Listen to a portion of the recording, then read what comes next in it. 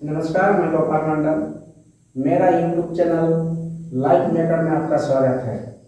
आज मैं class 10 geography एवं क्लास 10 विज्ञान का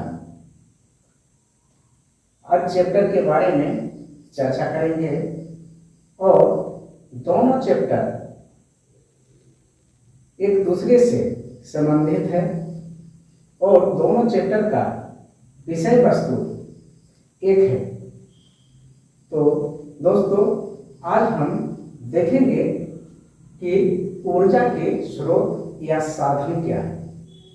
ऊर्जा का अर्थ होता है शक्ति, किससे हमको शक्ति मिलता है और इतनी बड़ा जो काम हो रहा है इसे हम देखेंगे।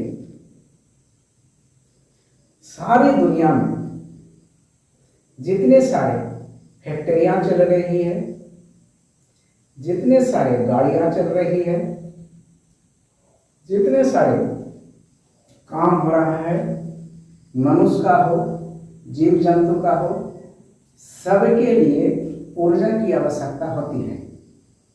तो दोस्तों, आज हम देखेंगे कि ऊर्जा के स्रोत क्या है, ऊर्जा हमें कहां से मिलती है, चाहे वह खाना पकाने के लिए हो, गाड़ी चलाने के लिए हो, जैसे करके भी हो, हमें ऊर्जा का उपयोग कहीं ना कहीं दैनिक जीवन में उपयोग करते हैं।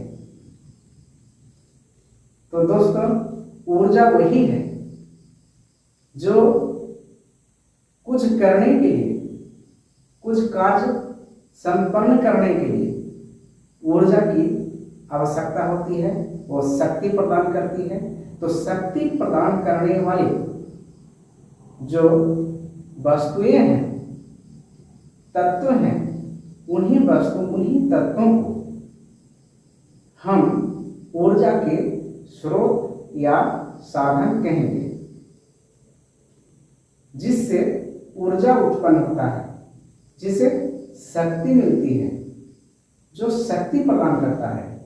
जैसे ऊर्जा के स्रोत या साधन, ऊर्जा के स्रोत या साधन को हम दो भागों में बांट दिए हैं।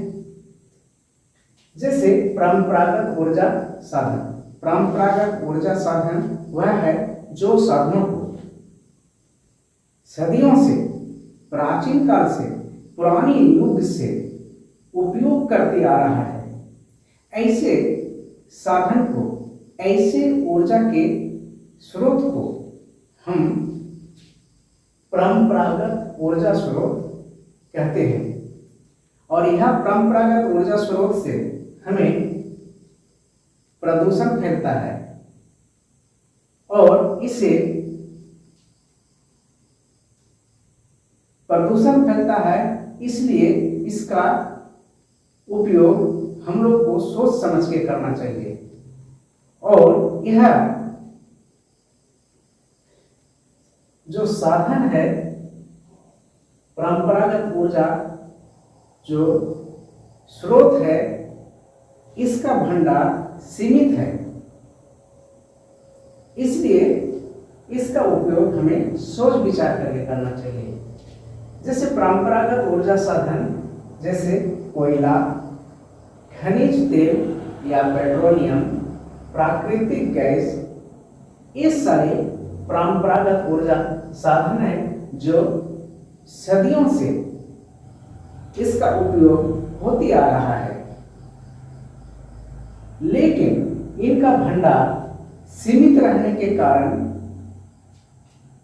हमें दूसरा ऊर्जा स्रोत का खोज करना पड़ेगा और वैज्ञानिक कर भी चुका है। जैसे तो दूसरा गैर परंपरागत ऊर्जा साधन। गैर परंपरागत ऊर्जा साधन वह साधन है जो परंपरागत ऊर्जा साधन नहीं है। उनके अलावे हम जो ऊर्जा का उपयोग करते हैं उसे गैर परंपरागत ऊर्जा साधन कहते हैं। इस गैर परंपरागत ऊर्जा साधन से प्रदूषण नहीं फैलता है, जैसे पवन ऊर्जा, सौर ऊर्जा, बायोगैस, ज्वारीय ऊर्जा, भूतापीय ऊर्जा, जल विद्युत। ये सारे जो ऑप्शन है, ये सारे जो ऊर्जा का स्रोत है जिससे हमें ऊर्जा मिलती है, ये सारे ऊर्जा आधुनिक युग में, मॉडर्न जमाने में इसका आविष्कार हुआ है, टेक्नोलॉजी का विकास हुआ है, जिसके फलस्वरूप ये सारे ऊर्जा का एक स्रोत का खोज करके इसके लिए संयंत्र तैयार किया गया है, जिससे हमें ऊर्जा प्राप्त होता है और यह ऊर्जा साधन से हमें प्रदूषण नहीं फैलती है। लेकिन परंपरागत ऊर्जा संसाधन से प्रदूषण फैलता है और गैर परंपरागत ऊर्जा संसाधन से प्रदूषण नहीं फैलता है। गैर परंपरागत ऊर्जा संसाधन जो है, यह इसका भंडार जो है असीमित है, असीमित है, ये खत्म होने वाले नहीं है और इससे प्रदूषण नहीं फैलता है। इसलिए हम कह सकते हैं कि ऊर्जा के जो स्रोत है, जो साधन है, ये दो प्रकार का होता है और दोनों प्रकार का ऊर्जा का संसाधन में यही फर्क है। इसलिए कहते हैं कि ऊर्जा का संसाधन जो है, जिससे हमें ऊर्जा प्राप्त होता है, वह सोच विचार करके वह करना चाहिए। दोस्तों, परंपरागत ऊर्जा संसाधन जो है या ऊर्जा साधन जो है, ये कोयला, खनिज तेल या पेट्रोलियम, प्राकृतिक गैस, और दूसरा है गैर परंपरागत ऊर्जा साधन। गैर परंपरागत वह है जो कि परंपरागत नहीं है, उसे गैर परंपरागत कहते हैं, जैसे पवन ऊर्जा, सौर ऊर्जा, बायोगैस, जलीय ऊर्जा, भूतापीय ऊर्जा, जल विद्युत आदि। तो दोस्तों, समझ में आ गया होगा कि ऊर्जा क्या है। ऊर्जा एक शक्ति प्रदान करने वाली एक साधन है, जिससे हम ऊर्जा का स्रोत कहते हैं और जिससे हमें ऊर्जा प्राप्त होती है, शक्ति प्राप्त होती है। तो दोस्तों, अगले क्लास में फिर अगले विषय लेके मैं हाजिर होंगे। अभी तक के लिए जय हिंद।